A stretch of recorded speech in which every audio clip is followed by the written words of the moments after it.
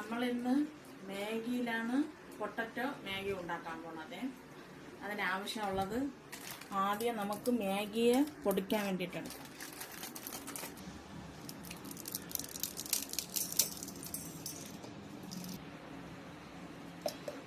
നമുക്കിനി ഇത് പൊടിച്ചെടുക്കാം. ഇനി അവിച്ച് വെച്ചിരിക്കുന്ന ഉരുളക്കിഴങ്ങിനെ നമുക്ക് നന്നായിട്ട് ഉടച്ചെടുക്കാം. ഇനി ഇതിലോട്ട് നമുക്ക് മാഗിയുടെ തന്നെ മസാല ഇട്ട് കൊടുക്കാം.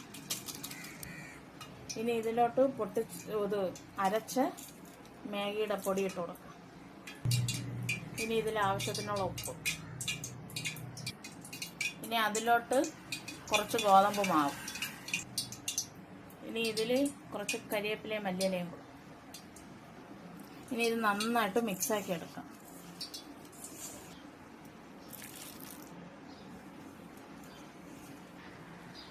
ഇനി നമുക്കിത് ചെറിയ ബോൾസാക്കി എടുക്കാം.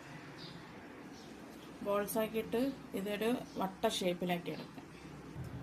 ഇനി ഇത് മുട്ടയിൽ ഡിപ്പ് ചെയ്തിട്ട് കോൺഫ്ലെക്സിൽ ഇതെടുക്കാം. ഇത് കോൺഫ്ലെക്സ് വെച്ചാണ് പൊരിക്കുന്നത്. ഇനി നമുക്കിത് എണ്ണയിൽ പൊരിച്ചെടുക്കാം.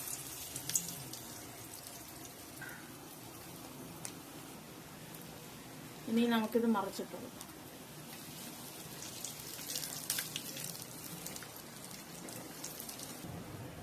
ഇനി നമുക്കിത് കോരി മാറ്റാം.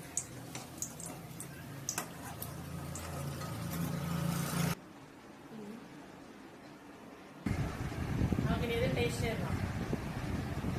സോസിൽ മുക്കിയതിന് ശേഷം കഴിക്കാം.